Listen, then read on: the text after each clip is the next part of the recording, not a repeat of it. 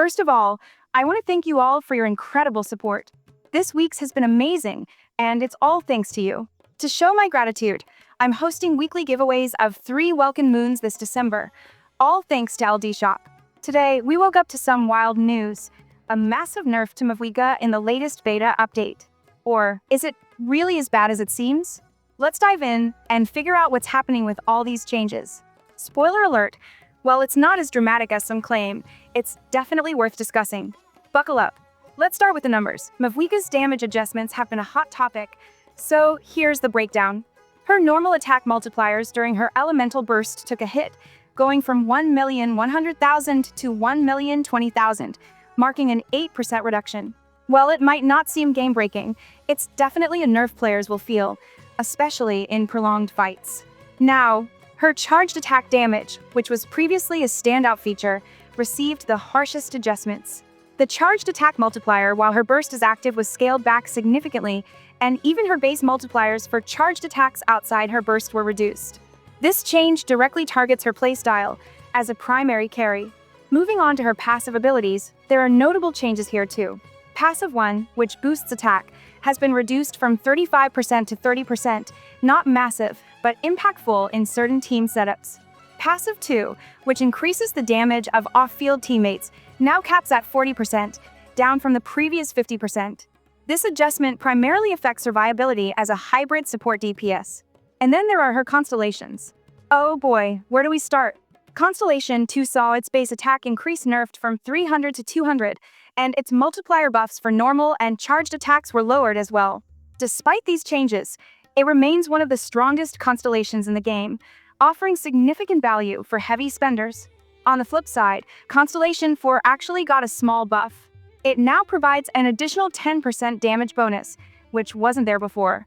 While this doesn't fully compensate for the nerfs elsewhere, it's a welcome change that slightly boosts her consistency in endgame scenarios. But what about her supportive capabilities? Here's the good news.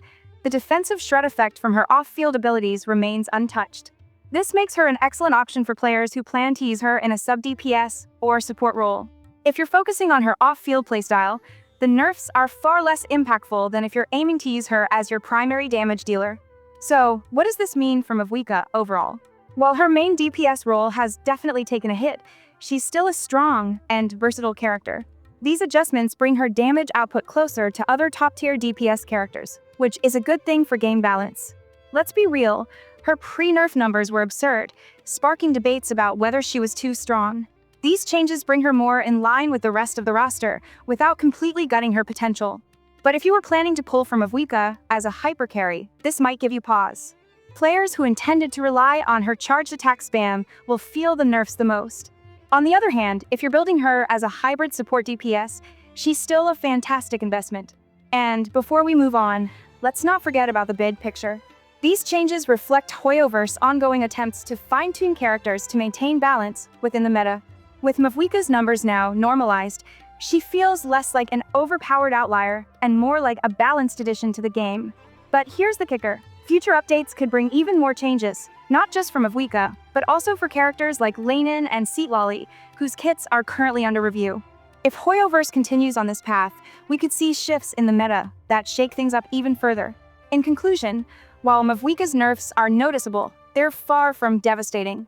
She's gone from completely broken to fairly balanced, which might be disappointing for some but ultimately benefits the game's health in the long run. Whether you're pulling for her or waiting for future updates, one thing's for sure, she's still a valuable addition to any team. Before we wrap things up, don't forget about the December weekly giveaway. It's simple to join, subscribe, like, comment, and include your LDShop ID, Genshin UID, and server in your comments.